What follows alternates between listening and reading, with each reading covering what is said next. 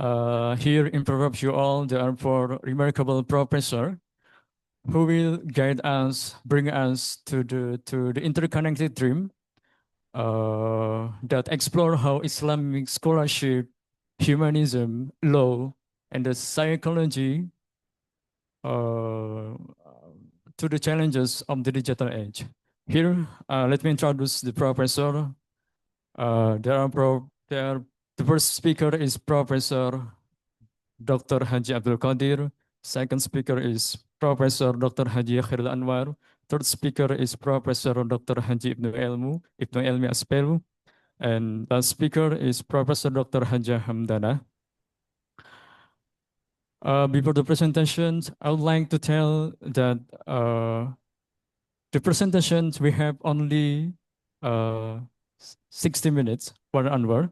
So each speaker will have around 10 minutes, only 10 minutes per delivery presentation. Mohon izin untuk penyampaian materi cuma 10 menit Bapak.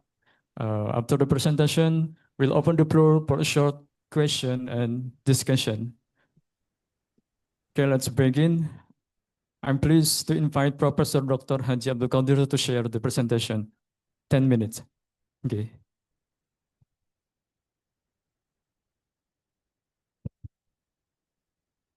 Please. Oh yeah.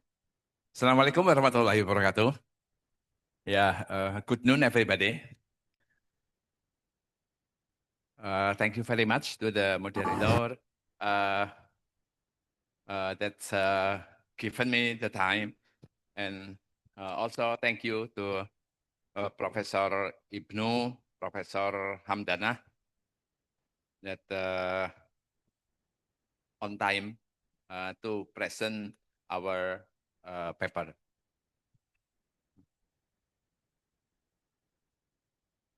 Agak repot ini kalau maaf kalau saya tidak duduk ya, saya sambil berdiri ya. I would like to tell something about it is one of our research on scientific constructions of UIN. UIN itu State Islamic University of Palangkaraya. UIN itu kalau dibuat bahasa Inggris adalah the State Islamic University of Palangkaraya. Itu tema besarnya, atau nantinya bisa dipakai. We would like to give suggestions, the output to implement it in this institution, in this university, di universitas ini. So our theme is integration theo, anthropos, cosmos, and local wisdom. As you know, that the language of Theo came from Yunani term. Theo, it means is God. God is Tuhan.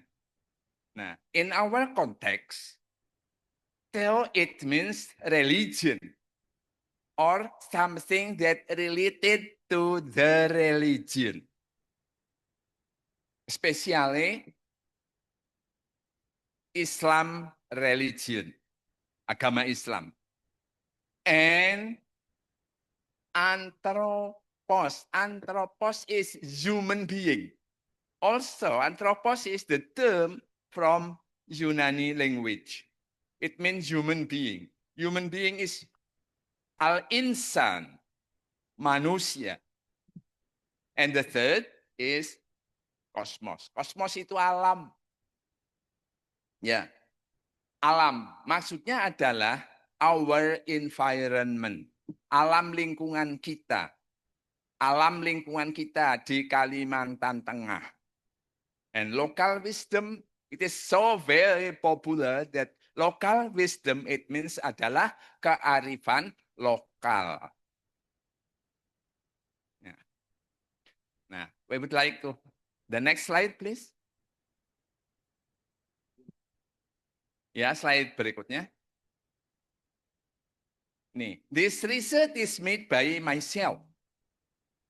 Yeah. We are two with my friend actually. Yeah. My name is Qadir. Yeah. This research is made penelitian ini dilakukan saya sendiri. Ya, we use, kalau dibaca itu membosankan sekali pasti. Just we have 10 minutes to present this material. As you know, that I would like to tell the summary of this research. The research is use approach of phenomenology or phenomenological approach based on the research methodology. Nah, so the subject, orang yang diwawancarai, the subject is the leader of this university. Like rector, vice rector, the dean itu dekan, vice rector itu wakil-wakil rektor in this university. Di kampus ini, di UIN yang baru itu. Nah, I was interview with them about the vision, mission, visi misi itu, and the purpose of this university. Visi misi tujuan. It is very interesting for me because it is the new university. Sebuah universitas yang baru. Sebenarnya bukan baru sejak Mei, sudah lama itu. And the other subject also interview with some lecturers related to the paradigm of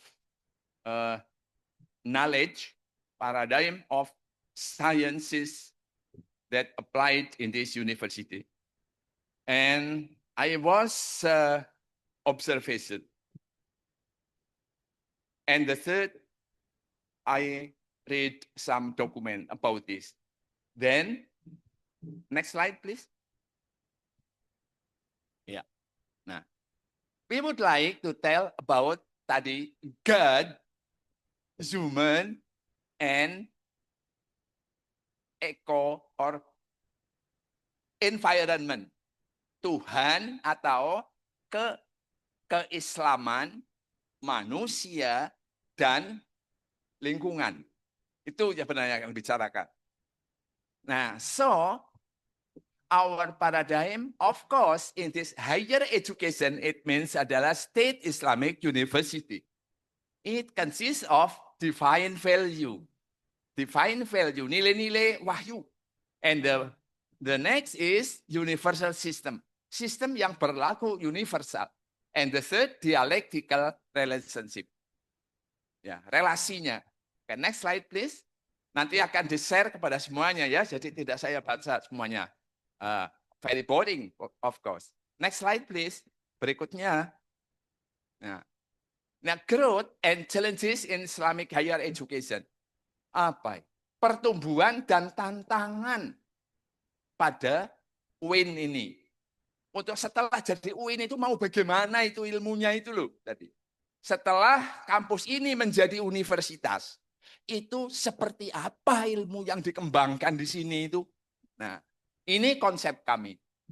Higher education, the State Islamic University, UIN itu tadi.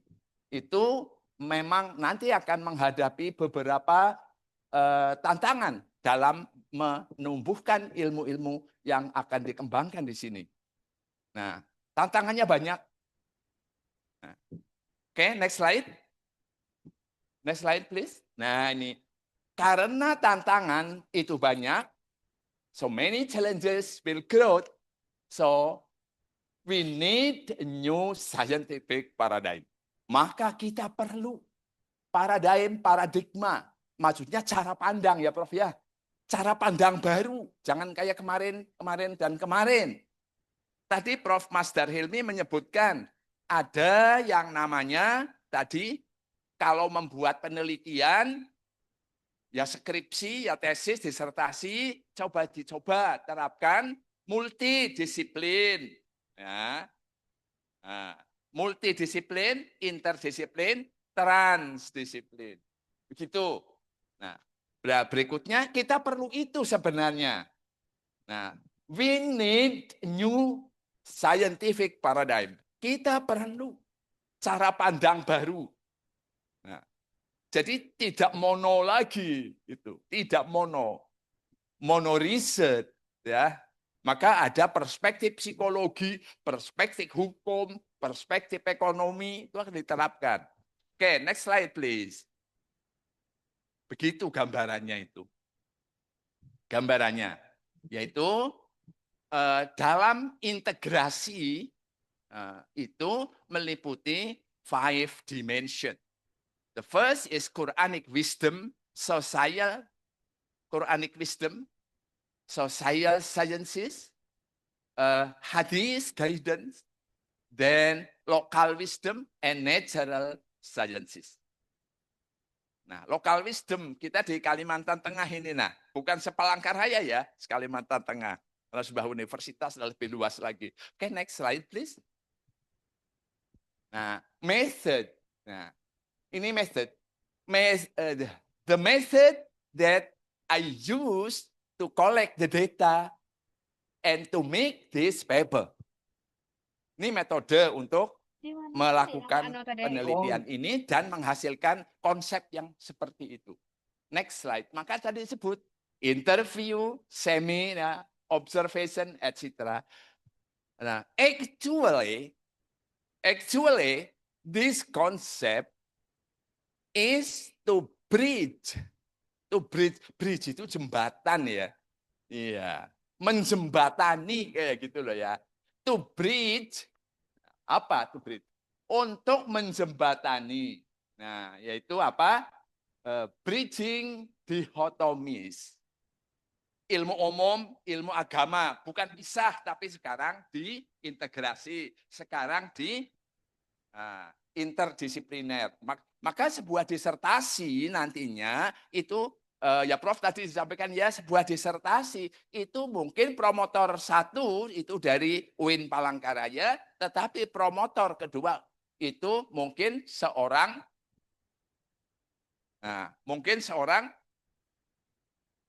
bisa pakar hukum dari kejaksaan. Kayak gitu loh. Bisa kepala bank kalau kajian ekonomi. Kemudian bisa juga pakar psikologi dari kampus lain. Bisa dari Unlam, bisa dari Jogja, bisa dari Bandung. Begitu.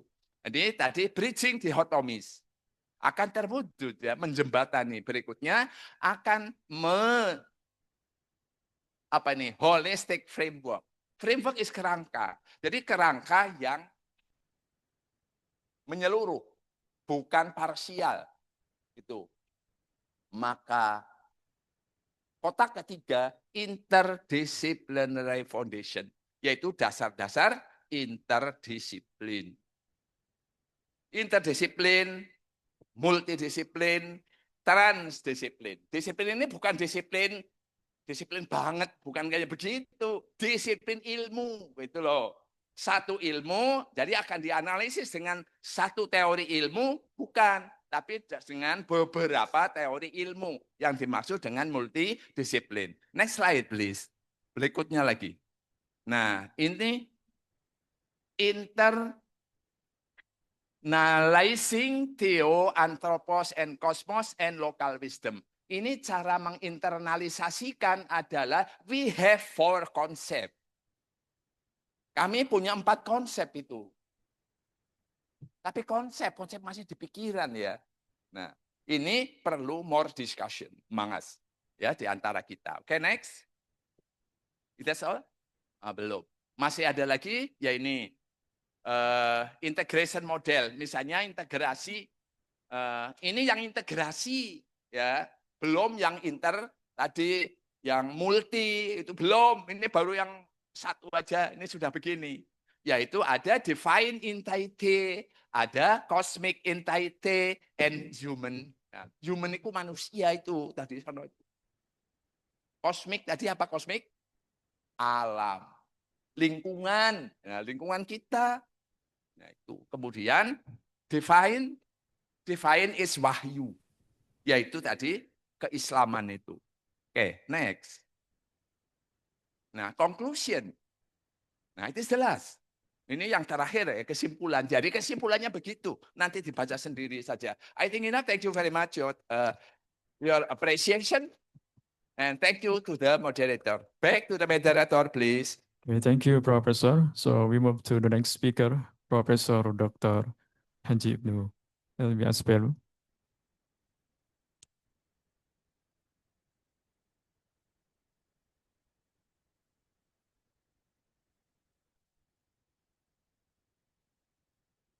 Oke, terima kasih. Assalamualaikum warahmatullahi wabarakatuh. Good afternoon, ladies and gentlemen, participants of the International Conference on Interdisciplinary Research State Islamic University Palangkaraya. I will present on idea about EA legislation. Tolong ditampilkan. EA legislation, opportunity and challenge in the use of artificial intelligence for the planning and drafting of legal product in Indonesia. Bapak Ibu sekalian yang saya hormati, ide yang saya sampaikan hari ini adalah sebuah persoalan hukum yang tidak bisa diselesaikan oleh hukum. Memerlukan bantuan perkembangan teknologi yang disebut dengan EA. Oke, lanjut. Text 2, ya, oke. Ya, klik. The development, ya, of the artificial intelligence, ya, present new opportunities in legal reform. Intinya di sini menegaskan bahwa perkembangan kecerdasan buatan ini memberikan peluang untuk terjadi sebuah reformasi hukum. Apa yang terjadi? Silakan klik. Nah, di sini the fenomena ya mengatakan bahwa fenomena maraknya pembatalan peraturan perundang-undangan di Indonesia.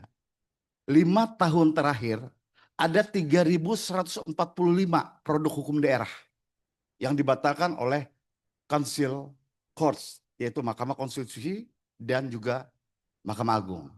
Ini sebuah keterpurukan hukum yang luar biasa. 3.145 ya, untuk produk peraturan daerah. 300 undang-undang yang harus dirubah, dihancurkan. Pertanyaannya, such as the harmony of norm, overlapping authorities, dan inkonsistensi in legal substance. Ada 3, yaitu disharmoni norma, kemudian overlapping kewenangan yang tumpang tindih, dan inkonsistensi daripada isi peraturan perundang-undangan itu.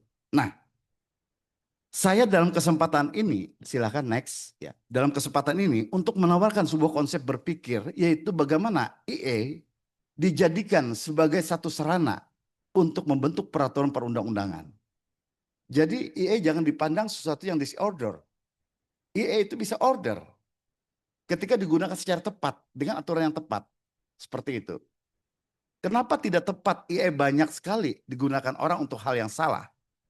Ya, karena EA tidak diletakkan pada posisi untuk menyelesaikan satu solusi ataupun satu problem. Maka di sini hukum tidak mampu untuk menyelesaikan persoalan hukum, maka hukum harus dibantu dengan ilmu yang lainnya. Ya, ini salah satu perkembangan teknologi EA. Inilah yang disebut dengan interdisciplinary. Riset ini yang disebut dengan interdisciplinary. Oke, perhatikan di sini ya. This study I am to analyze the potential use of EA in the free legal drafting. Tujuan penelitian ini ya, menganalisis potensi pemanfaatan EA sebagai pra-legislation. Sebelum membentuk undang-undang, gunakan EA dulu. Seperti itu.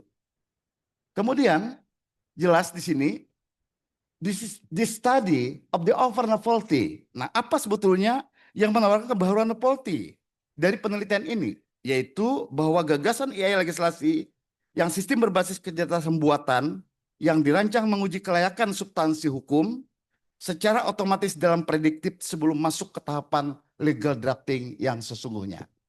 Sekali lagi, saya ingatkan, persoalan hukum tidak mampu diselesaikan oleh hukum, maka diselesaikan oleh teknologi. Ini yang disebut dengan intermultidisciplinary. Oke, lanjut. Silakan. Ini contoh data on legal product in the last 5 years. Data 5 tahun produk hukum yang dibatalkan, ya. Di situ law reviewer by the MK, ya. Yang direview dibatalkan oleh Mahkamah Konstitusi. Kemudian regional, regulation, perda, revoked, ya, by the Ministry of the Home Affairs. Itu ada yang dibatalkan oleh Kementerian Dalam Negeri. Ya, jumlahnya tadi 3.145 peraturan daerah. 300 lebih undang-undang yang dibatalkan dalam 5 tahun. Karena ketidakberesan di dalam menyusun peraturan perundang-undangan. Nah, ini perlu kita padukan dengan kecerdasan buatan atau EA. Baik, Bapak Ibu sekalian yang saya hormati, dalam literature review terkait dengan penggunaan EA, ini sudah digunakan di berbagai negara. Di benua Eropa, saya contohkan itu Estonia, ya, Estonia dan Belanda sudah menggunakan EA dalam penyusunan produk peraturan perundang-undangan. Amerika Serikat dengan legislative tracking, ya, kemudian policy simulation, dan kemudian bahkan di Asia, yaitu Afrika Selatan juga sudah menggunakan EA. Indonesia belum memadukan antara artificial intelligence dengan legal drafting. Jadi konsepsi tulisan ini menawarkan sifat interdisciplinary, yaitu di mana persoalan legal drafting akan ditopang dengan perkembangan artificial intelligence. Oke, lanjut. Lanjut saja ya. Nah, oke, perhatikan di situ.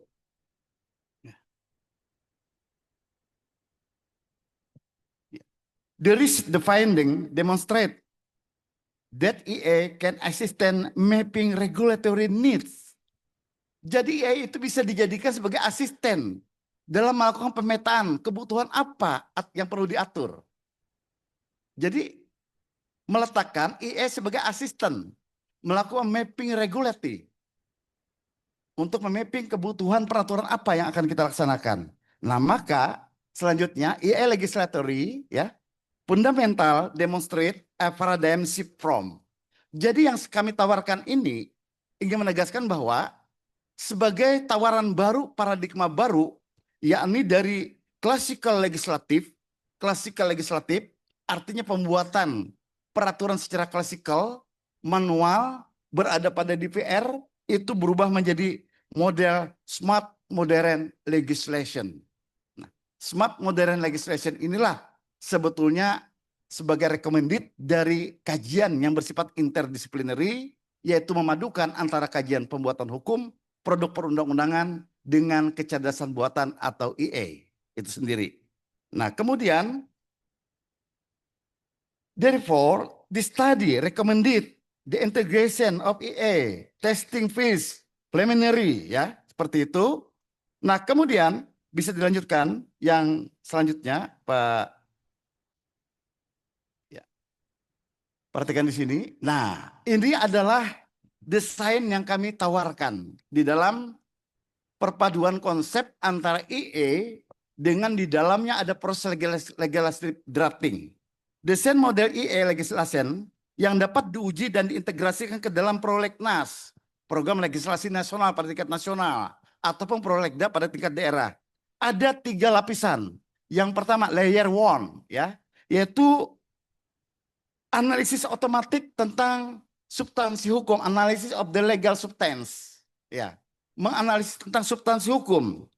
Kemudian di situ detection of the overlapping legal norm, bisa mendeteksi kalau normanya tumpang tindih, seperti itu. Kemudian yang kedua, identification of the vertical and horizontal conflict, bisa mengidentifikasi kalau dia bertabrakan dengan norma yang di atas ataupun yang ke samping. Ini dengan menggunakan EA. Kemudian yang ketiga, yaitu mapping regulatory urgency, yaitu memetakan kepentingan dibentuknya regu simulasi. Itu lapis yang pertama. Yang kedua, yaitu rekomendasi prediktif dan visualisasi. Ya, di situ bisa disebut dengan predictive simulation of the regulatory impacts. Ya, dia akan mensimulasikan dampak daripada regulasi itu kalau dibuat terhadap undang-undang peraturan yang mana yang akan menyempit atau tumpang tindih kewenangan. Itu dari proses dengan memadukan antara IE dengan ilmu legal drafting. And then number 3, ya, integrasi ke dalam proses kelembagaan yang disebut dengan IE system integration, kemudian interoperability scheme, dan yang terakhir yaitu adalah institutional validation atau validasi kelembagaan. Nah, ketiga ini yang kami tawarkan dalam konsep berpikir bahwa keterpurukan regulasi di Indonesia itu dikarenakan keterbatasan atau kemampuan manusia. Lalu kita memanfaatkan dengan kecerdasan IE, kita dapat mendeteksi tadi ada konflik norma, tumpang tindih kewenangan, dan bahkan aturan itu urgen atau tidak kita lakukan. Demikian, terima kasih. Wassalamualaikum warahmatullahi wabarakatuh. Warahmatullahi wabarakatuh. Thank you, Professor. So now we please Professor Dr. Haji Khairul Anwar to share the material.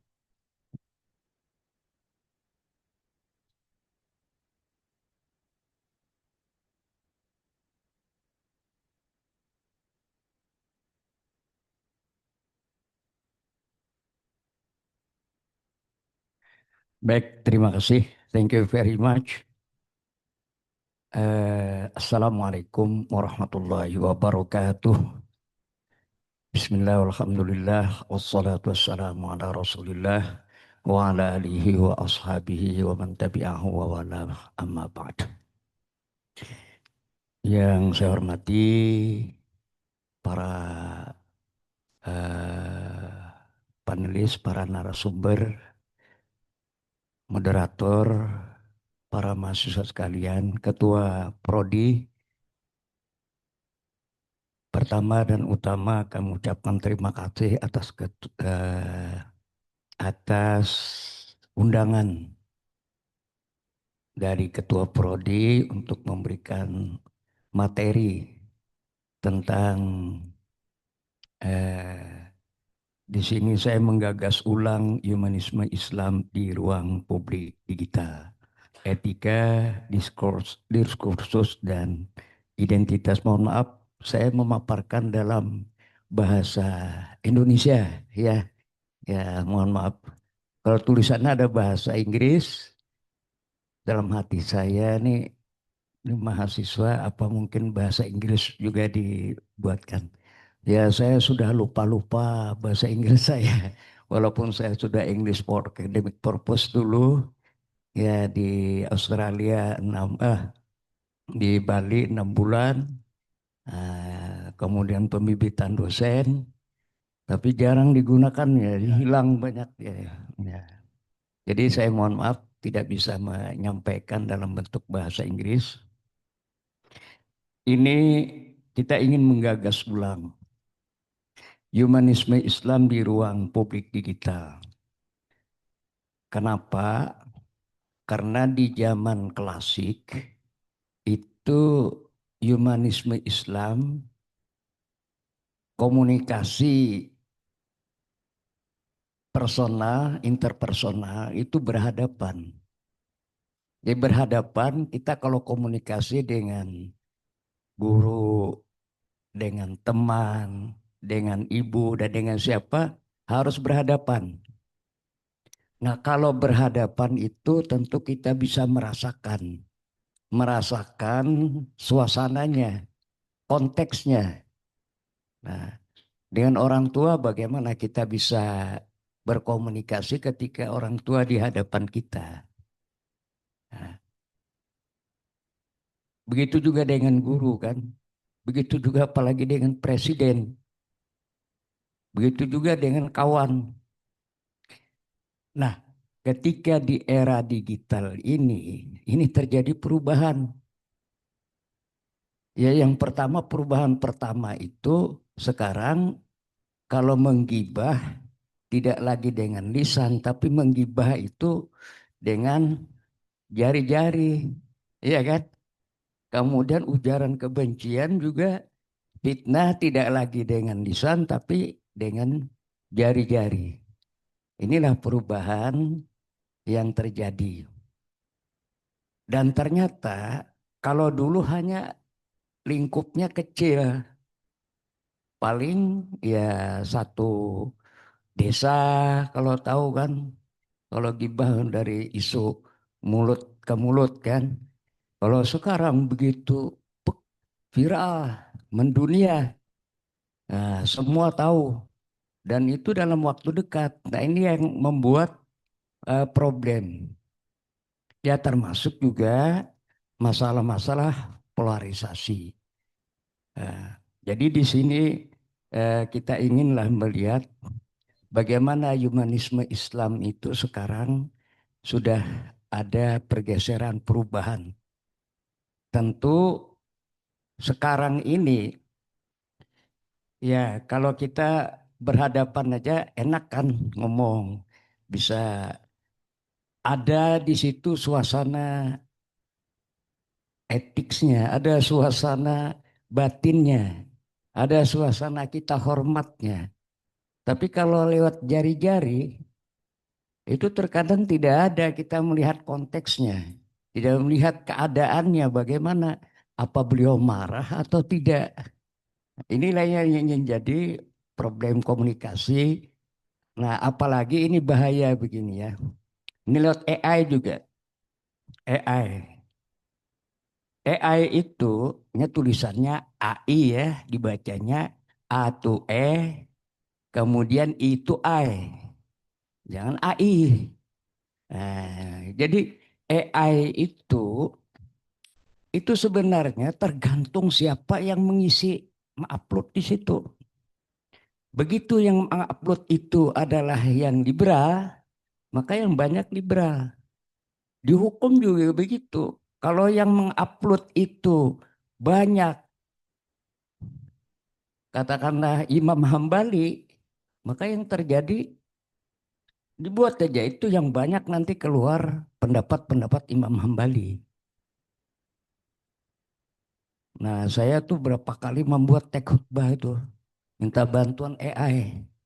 Biasanya kita membuat teks khutbah itu khutbahnya sekali aja. Coba kamu cari itu. Nah, teks khutbah gitu kan ingin. Jadi itu sangat dibantu kita dengan AI itu. Tapi itu jangan melulu kita untuk menerima. Nah, saya kan kepinginnya biasanya menyampaikan kalau kita itu satu aja khutbahnya dalam bahasa Indonesia, kemudian lalu yang khutbah keduanya langsung Arab-Arabnya aja kan. Gitu. Coba kamu cek aja tuh buat apa yang terjadi. Itu khutbah keduanya bahasa Indonesia juga. Ya kan? Saya berapa kali itu, wah ini berarti yang membuat ini banyak orang Muhammadiyah nih banyak nih. Iya, nama uploadnya banyak Muhammadiyah nih kalau kayak gini. Nah itu hanya Muhammadiyah itu. Oh, ini Muhammadiyah kan biasa dua itu. Oh, satu. Itu yang saya oh ya inilah makanya udah digabung aja dua gitu kan caranya. Itu satu saya melihat. Jadi ini problem apa yang kita hadapi di AI tergantung siapa yang paling banyak mengisi mengupload di sana. Makanya kalau kita banyak memberikan mengupload di sana bukan mendownload. Kebanyakan kita ini ketujuh mendownload dibanding mengupload. Iya kan? Nah, inilah problem kita. Kalau kita banyak mengirim tulisan-tulisan, itu nanti akan terbaca baik ke bahasa Arab, bahasa Inggris, dan bahasa yang lain itu diterjemahkan oleh AI. Nah, AI. Jadi AI itu banyak menguntungkan kita, tapi juga hati-hati. Kita harus cerdas juga, punya wawasan juga untuk bisa mengkritisinya. Itu satu, jangan kita asal ambil, asal mengambilnya. Itu satu lah. Lalu yang kedua, ini yang kaitan ini problem-problem. ya identity aja. Ya sekarang identity itu kan coba banyak sekali yang tidak ada ini karena buzzer ya. Karena era buzzer sekarang luar biasa. Jadi tidak ada namanya apa istilahnya tuh anonim. Banyak sekali anonim. Dan buzzer itu luar biasa anonimnya. Ya, termasuk juga kadang kita di WA. Di WA itu kan kadang tidak ada identity gambar kita. Coba ya saya di kelas yang S3 tuh itu hanya sedikit yang punya foto di gambar WA-nya. Itu sebenarnya menandakan ketidakjujuran. Iya, iya itu kan ketidakjujuran itu, tidak jujur dia terhadap identity itu harus kita isyhadu ya persaksikan ini loh saya ya saya waktu di Kendari kemarin itu pas ada MTQ di sana jadi kan saya pergi membeli membeli eh, kaos dalam di Hypermart karena kekurangan beli sana. Kemudian supirnya saya telepon, nih saya sudah selesai.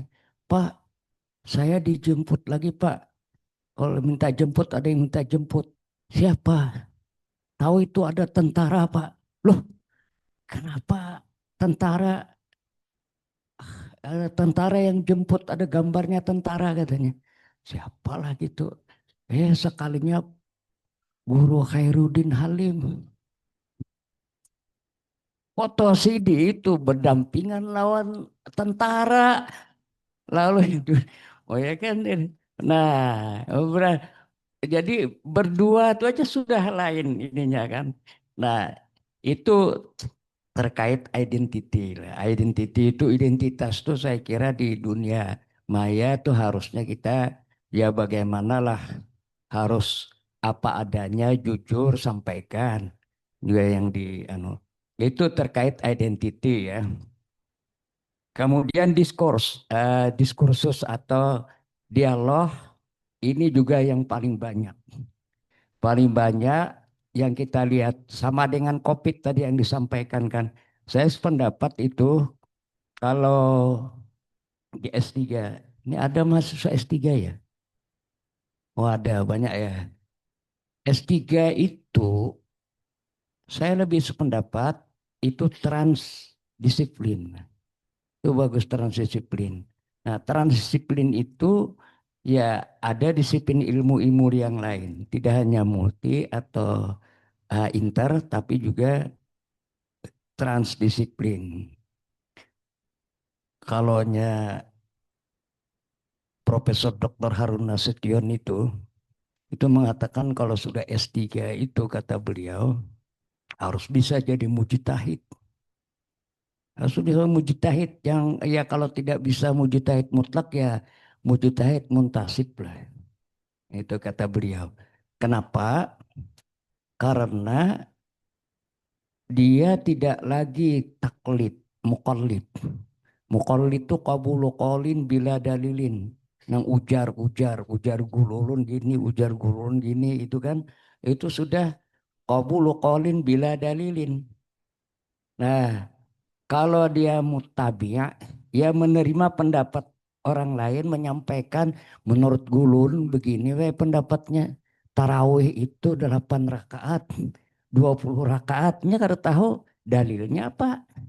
Nah kalau sudah mutabi qabulu dolin bidalilin qabulu qaulin bidalilin udah ada peningkatan sudah pendapat-pendapatnya. Nah kalau sudah mujtahid itu sudah istimbatul hukum dia mampu untuk menentukan hukumnya. Ini saya pagi tadi itu dapat WA dari Sekjen MUI Pusat itu Pak Buya Amir Syah Tambungan. Apa isinya? Isinya itu ada ini ada surat dari Polda ke MUI Pusat karena ada aduan seorang perempuan yang mengadukan suaminya menikah siri dan istri nikah sirinya, Pak, punya anak sudah satu. Lalu minta pendapat, ya, minta pendapat ini MUI Pusat turunlah ke kita. Nah, lo bagaimana jadwal itu, ya. Nah itu tadi, ya tadi itu kan apa? Secara hukum Islam itu nikah siri itu sah. Itu tapi menurut hukum positif itu tidak teregistrasi kan? Ya, teregistrasi. Akhirnya, wah kalau kayak gini-gini kenapa sampai ke pusat sana? Ya cukup di sini aja minta. Nah itu tadi ya kalau Imam Syafi'i, imam lain ijma'nya membolehkan. Kalau mendapat pendapat MUI gimana? Kalau pendapat Abdul Halim itu bisa kedesahnya. Ya, menyatukan kedua-duanya tadi. Ya, bisa Abdul Halim bisa kedesahnya karena dianggap ini. Nah itu saya kira hubungan antara hukum Islam dengan hukum positif, terutama dalam ini kelihatannya masih belum tuntas itu. Nah, kemudian diskursus ini yang jadi problem sekarang. Jadi seperti masalah COVID. Ya COVID itu ya kita perlulah ilmu-ilmu kedokteran, ilmu-ilmu yang lain. Nah, langsung saja mungkin saya ingin menyampaikan langsung yang ke ini aja, yang warna warna ini, warna biru tuh. Next. Udah. Saya langsung saja ke situ. Humanisme Islam itu ya ada etika digital Islami. Nah, yang pertama nilai keadaban. Ya, civility, nilai keadaban. Di situ mengandung hormat kepada orang lain.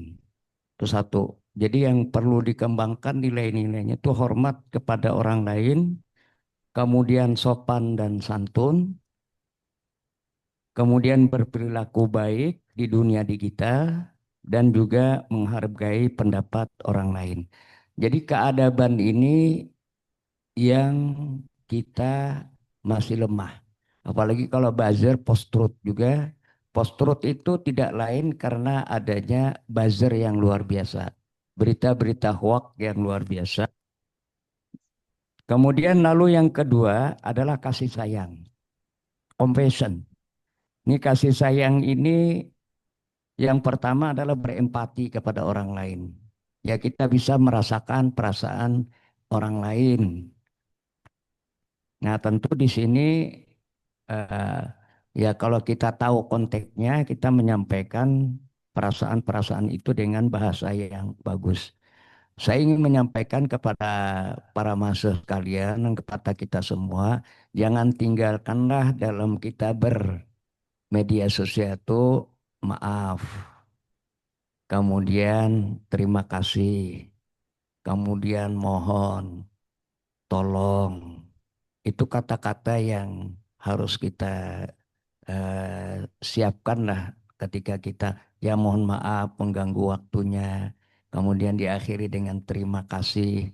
Nah, ucapan itu simple tapi itu adalah harus kita biasakan.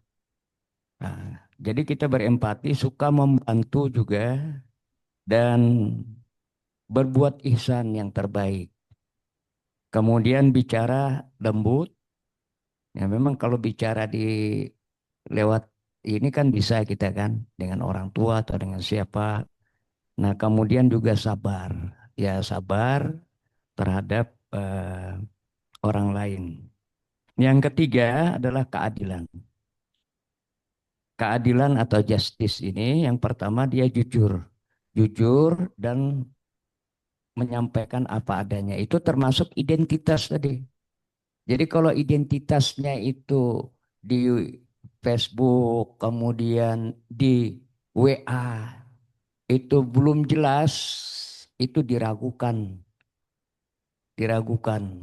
Ini yang membuat ini harusnya kita membiasakan untuk bagaimana kita adil terhadap diri kita, berkomunikasi di media sosial. Ya harus dicantumkan foto kita, kemudian juga dicantumkan juga atribut kita yang lain. Kita jujur, kemudian juga harus benar. Lalu yang kedua, menghargai hak orang lain. Kalau terjadi perbedaan, maka kita menghargai hak orang lain. Dan mencari solusi yang adil dan bermartabat, yang baik. Nah, yang ketiganya ini yang humanisme Islam ini, pertama adab. Al-adabu fauqal ilmi. Adab itu di atas ilmu pengetahuan. Al-akhlaqu fauqa syariah. Akhlak itu di atas syariah. Syariah dalam artian fikih. Jadi kalau orang yang beretika, orang yang berakhlak itu tentu saja lebih daripada orang yang sekedar punya aturan, menegakkan aturan-aturan. Gitu. Kemudian lalu yang kedua, kasih sayang. Ya, kasih sayang itu yaitu yang kurikulum cinta yang digembar-gemborkan oleh Menteri Agama itu. Jadi dalam ini kan irhamu man fil ardi yarhamukum man fis sama. Ya sayangilah yang ada di bumi, maka yang di atas insya Allah akan menyayangi kamu. Ini konsep kasih sayang. Ya. Kemudian lalu yang ketiga, keadilan. Ini banyak sekali keadilan, konsep keadilan ini. Ketiganya inilah yang harus dimunculkan ketika kita bermedia sosial. Jadi di mana saja, kapan saja, termasuk juga tadi akun kita harus jujur. Makanya banyak yang menelpon macam-macam nggak jelas. Oh ini kok nggak jelas nih? Ya sudah jangan diangkat. Tuh. Tapi kalau ada yang menelpon nggak jelas di sini, kita tidak tahu kan. Kalau kita tahu nih siapa nelpon nih, Pak Majrur. Nah udah angkat, bisa kan. Ada yang nelpon nggak jelas. Tuh. Tahunya siapa? Tahunya atasan kita kan. Nah, lalu lainnya padahal kita bahasanya sudah biasa aja. Gimana?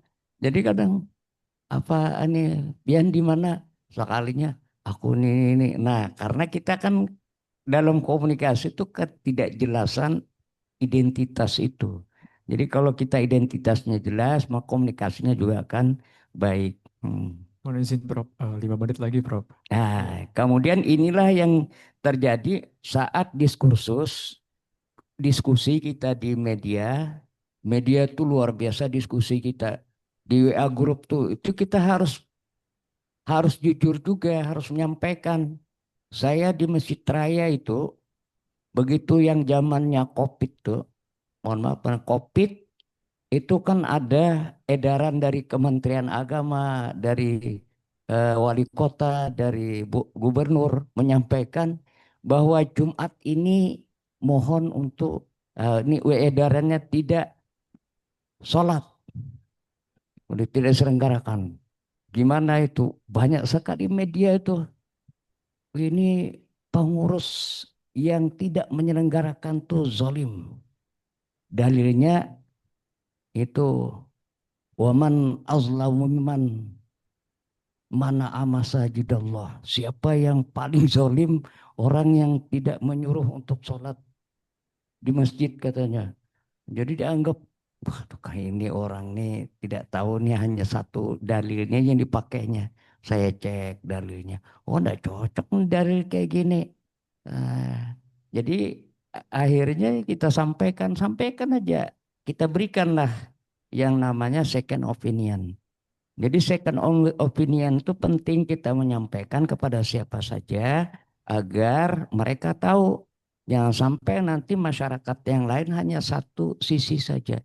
Ya kita sampaikan. Nah, itulah perlunya diskursus dialog kita di dalam ini. Kemudian identitas kita juga harus kita jelaskan. Jadi disampaikan aja, jangan nanti identitasnya kada jelas. Itu. Nah, terakhir, nah menjaga dan menguatkan etika Islam. Ya nilai keadaban, kasih sayang dan keadilan ini tergantung pertama manusianya. Jadi Imam Al-Ghazali pertama manusianya, yang kedua sistemnya. Kalau manusianya itu kata Imam Al-Ghazali itu satu, harus dia ilmunya. Dia pahami dulu. Kemudian lalu kalau dia sudah berilmu, dia amalkan. Kalau sudah dia mengamalkan, nanti akan muncul kesadaran. Akan muncul namanya hal. Dalam konsep kita kan ada namanya taksonomi Bloom itu. Jadi ada kognitifnya, ada psikomotoriknya, ada afektifnya. Yang paling berat itu adalah hal itu, kesadaran, afektif. Jadi kita banyak ilmu, tidak mengamalkan, tidak akan muncul kesadaran itu. Itu satu, itu ini Imam Ghazali. Kemudian yang kedua sistem. Ya sistem aturan itu juga harus dibuat, kebijakan itu juga harus ada. Kebijakan-kebijakan untuk mengatur. Termasuk juga political will. Nah, political will.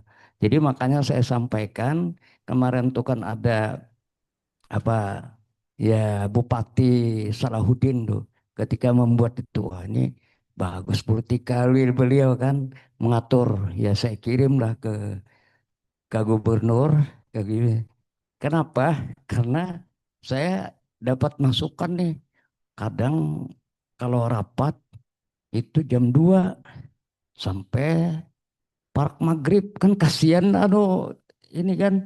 Wah, lalu ya kita mintalah kalau bisa diberi kesempatan kebijakan kalau ada yang ingin sholat dan sebagainya.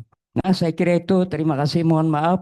Wabillahi taufiq wa hidayah. Wassalamualaikum warahmatullahi wabarakatuh. Waalaikumsalam warahmatullahi wabarakatuh. Thank you, Professor. The next speaker is Professor Dr. Hanja Hamdana. The time is yours. Bismillahirrahmanirrahim. Assalamualaikum warahmatullahi wabarakatuh. Alhamdulillahirabbil alamin wassalatu wassalamu ala asrofil anbiya'i wal mursalin wa ala alihi washabihi ajma'in, amma ba'd. Honorable panelists and audience, please allow me on this action to present this material in Bahasa. Sorry, I am speaking in Bahasa Indonesia. Bahasa Indonesia.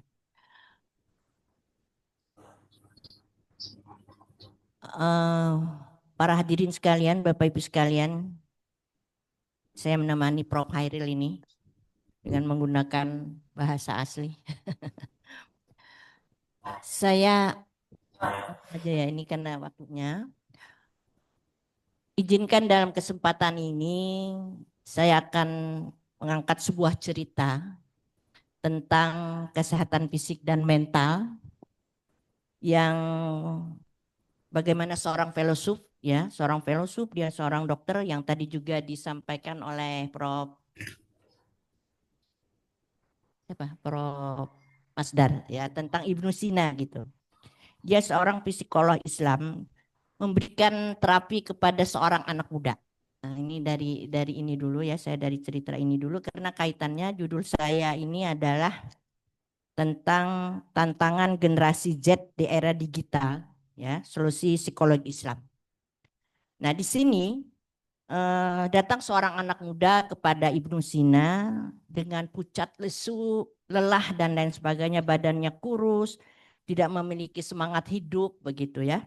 Nah, pemuda itu menyampaikan curahan perasaan hatinya kepada Ibnu Sina tadi karena dia kehilangan seorang kekasih yang dicintainya.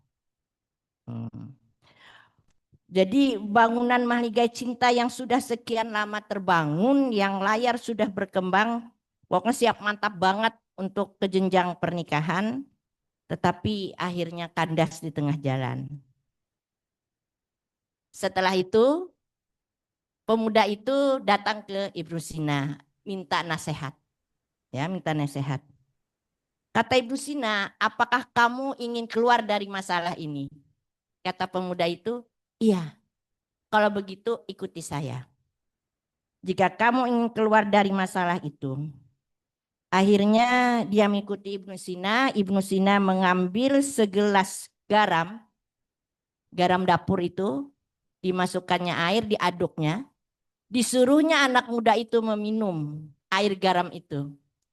Ternyata anak muda itu seteguk saja dia tidak bisa minum.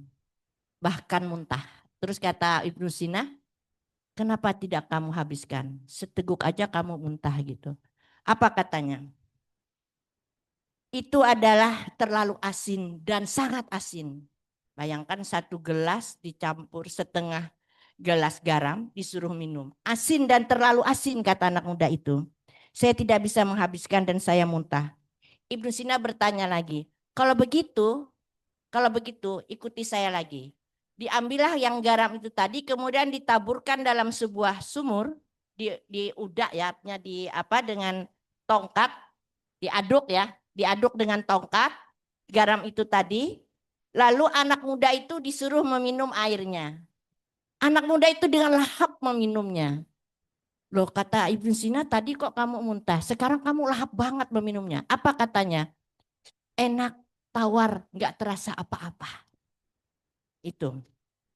Nah, cerita di atas itu adalah menggambarkan tentang jiwa dan mentalitas manusia dalam menghadapi problematika kehidupan. Ya. Saat ini diperlukan mental digital.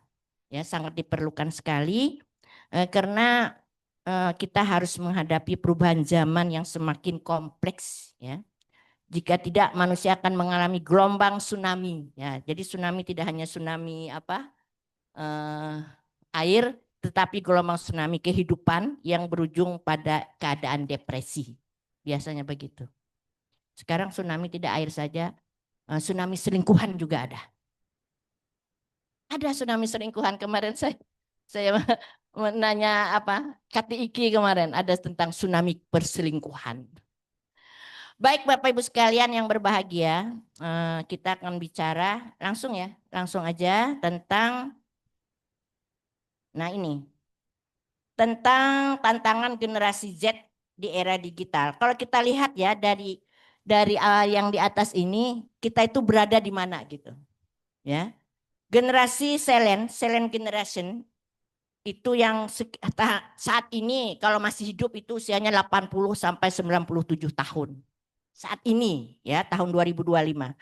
Nah, ciri umumnya itu adalah tumbuh di masa perang dan pasca perang dunia.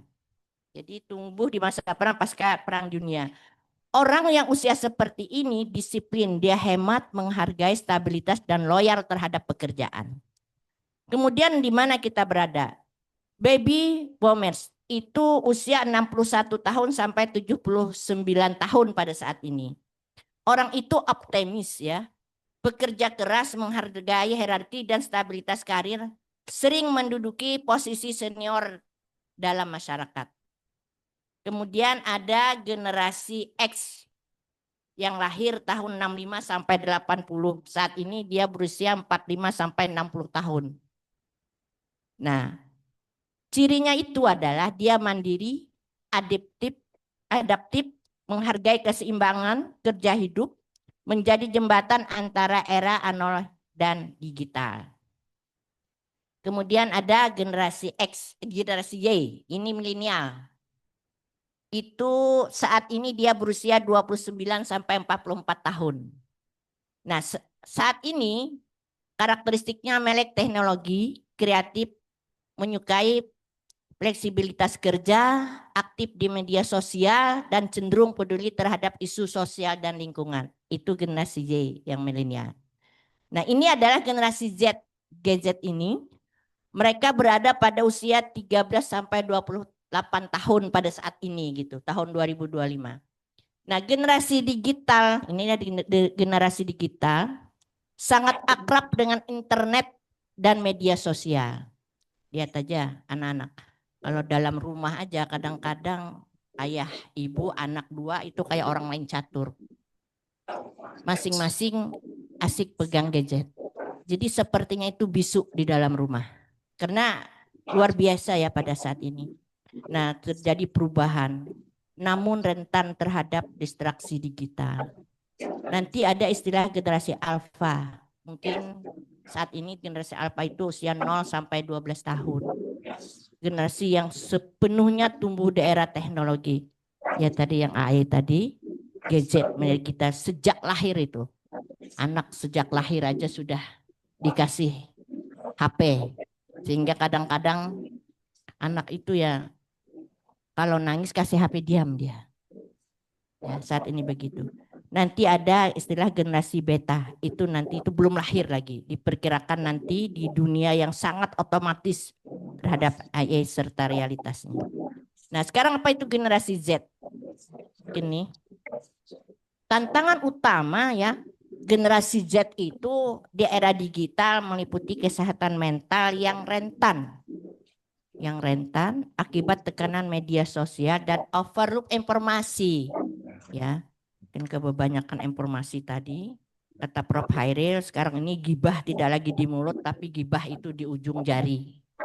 Ya, karena saking luar biasanya, enggak ngomong, tapi di jarinya yang ngomong gitu. Nah, jadi tantangannya itu ya kesulitan literasi digital yang mudah serta tantangan dalam dunia kerja yang kompetitif tentu dipengaruhi oleh otomatisasi. Nah, selain itu mereka menghadapi risiko kecanduan teknologi. Jadi bukan hanya candu dalam hal apa ya, obat-obatan, tetapi candu dalam teknologi. Contohnya aja kalau ketinggalan HP, pasti mau ngambil ke rumah. Wah, aku ketinggalan HP. Tapi kalau ketinggalan istri, disuruh ngojek. Ngena HP diambil, Pak. Tapi kalau ketinggalan istri, disuruh pakai anu aja, pakai Grab. Nah, lalu pendekatan psikologi Islam menawarkan solusi melalui penekanan pada nilai spiritual. Ya, itu basmalah, pembentukan karakter itu akhlak yang paling utama. Setinggi apapun ilmu seseorang kalau tidak beradab, tidak berakhlak, nonsen itu. Biar pinter kayak apa aja manusianya, tapi akhlak yang paling utama. Tentunya juga harus dikuatkan dengan akidah atau keyakinan. Nah, dengan metode yang relevan seperti ya dakwah digital. Sekarang ini kan dakwah juga bisa dakwah digital, tidak hanya face to face begitu ya. Kemudian bimbingan keluarga dan pendidikan yang integratif. Oke, next. Strategi modern. Nah, strategi modern pengelolaan kesehatan mental GZ ini dalam perspektif Islam. Tantangan utamanya adalah tekanan sosial akibat media sosial yang luar biasa. Kecemasan dan rendahnya harga diri karena perbandingan diri secara online. Nah, solusi Islamnya gimana? Nah, tentunya pendekatan spiritual seperti zikir, sholat, dan tafakur. Membangun konsep diri positif melalui nilai-nilai Qur'ani, menggunakan metode terapi Islami berbasis Al-Quran dan Al-Hadis. Kemarin baru MTQ ya di Muara Teweh. Kalau menonton MTQ itu rata-rata orangnya tua-tua Pak dudukan. Anak-anak mudanya nggak ada. Rata-rata tua-tua menonton itu.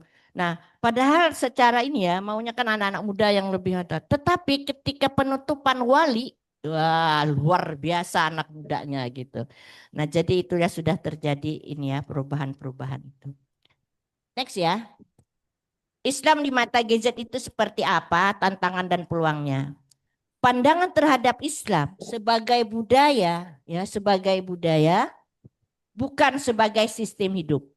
Nah, minimnya literasi agama yang konstekstual dengan dunia digital.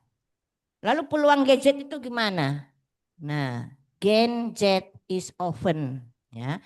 Gen Z terbuka terhadap pendekatan spiritual yang relevan dan interaktif. Nah, dakwah digital dan konten Islam kreatif bisa menjadi jembatan pemahaman. Jadi ini penting banget itu. Next ya. Oke. Menghadapi tantangan mental health gadget melalui ayat-ayat Al-Quran. Jarang sekali kita ya, kalau ada anak-anak kita yang muda-muda baca ayat Al-Quran satu hari satu ayat saja. Terus menerus luar biasa gitu. Ini kalau baca ayat tunggu Ramadan baru baca ayat, baca Quran gitu. Tantangan gadget rentan terhadap stres. Jadi stres itu ada stres-stresan, ada stres beneran. Stres-stresan itu aduh pusing, stres itu. Dan bahkan depresi bisa mengganggu kecemasan seseorang. Kalau dikaitkan dengan psikologi Islam, maka konseling berbasis ayat-ayat Al-Quran itu penting banget ya. Penguatan spiritual sebagai terapi mental, mengintegrasikan nilai-nilai tauhid, sabar dan syukur dalam proses konseling. Sulit ya kalau kita bicara tentang sabar gitu. Next ini. Nah, tantangan kesehatan mental dan sosial. Kalau kesehatan mental itu ya tingkat stres dan kecemasan yang tinggi akibat tekanan akademik. Kadang-kadang waktu kuliah ini banyak banget tugas, dosen A kasih tugas, dosen B kasih tugas, sampai berapa dosen pusing kepala, satu dosen ada 3 tugas gitu ya. Itu luar biasa itu. Nah, kemudian ketidakpastian ekonomi dan paparan konstan terhadap berita-berita negatif. Nah, ketergantungan teknologi tadi, risiko kecanduan gadget ini yang dapat menurunkan keterampilan sosial ya.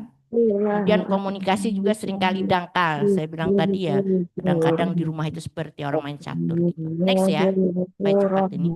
Nah, tantangan finansial dan gaya hidup. Ada gaya hidup konsumtif, literasi keuangan dan tekanan sosial gitu. Jadi pengaruh media sosial dan kemudian transaksi digital itu mendorong gaya hidup impulsif dan konsumtif. Nah, kurangnya pemahaman finansial membuat mereka kesulitan ini dapat mengelola sertifikat kah, Bu? keuangan kadang-kadang ini. Nah, rasa takut ketinggalan seringkali dipicu oleh standar gaya hidup yang dipamerkan di media sosial. Jadi gaya hidupnya luar biasa ya. Kalau mengupload dan sebagainya itu hebat banget gitu. Next ya, tantangan informasi dan pendidikan. Nah, overload informasi, kesulitan membedakan informasi akurat dan hoax karena melimpahnya informasi di era digital. Kadang-kadang ketika menerima berita langsung diupload gitu, nggak tahu apakah ini hoax apa tidak gitu, tidak terseleksi. Nah, ini karena kelebihan informasi tadi. Nah, kemudian keterapan konsentrasi, paparan konten digital yang terus-menerus dapat menurunkan kemampuan konsentrasi jangka panjang. Nah, kalau risikonya gimana? Rentan terhadap penyalahgunaan teknologi seperti cyberbullying, konten pornografi dan judi online, dan semarak banget ya saat ini. Next ya. Lalu tantangannya dalam dunia kerja, ya. Youth of work. Ini persaingan ketat ya, luar biasa persaingan ketat memasuki dunia kerja yang sangat kompetitif dan terus berubah. Nah, perubahan teknologi, ancaman dari otomatisasi dan kecerdasan buatan yang menggantikan beberapa jenis pekerjaan. Ini udah luar biasa ya. Dulu di Jakarta kalau kita mau ke jalan tol kita bayar, ngasih duit, ada orang yang menerima. Sekarang yang bicara adalah kartu. Nah, ya, karena sudah luar biasa, hanya kartu aja kita tempel ya udah gitu. Kalau kartunya habis nggak bisa lewatkan begitu. Nah, karena sudah luar biasa. Nah, kebutuhan untuk terus-menerus memperbarui keterampilan agar tetap relevan di pasar kerja. Next. Kemudian solusi berdasarkan solusi holistik ya, berdasarkan psikologi Islam. Nah, pendekatan psikologi Islam menekankan pada integrasi antara kesehatan mental konvensional dengan nilai-nilai spiritualitas Islam. Memastikan keseimbangan antara kebutuhan fisik dan spiritual. Jadi ada keseimbangan antara fisik dan spiritual itu. Next. Kemudian penguatan kesehatan mental, spiritual. Pendekatan terapi yang diintegrasikan nilai-nilai Al-Quran dan spiritualitas untuk mengatasi gangguan mental. Penerapannya gimana? Dia harus tawakal, tafakur, meditasi dan refleksi. Mengajarkan gadget untuk menyerahkan hasil akhir kepada Allah setelah berusaha atau tawakal. Dengan menggunakan refleksi diri, tafakur, zikir sebagai mekanisme mengatasi stres. Saya bilang kita ini hidup harus punya duit. Ya, bukan duit money, tetapi doa, usaha, ikhtiar dan tawakal.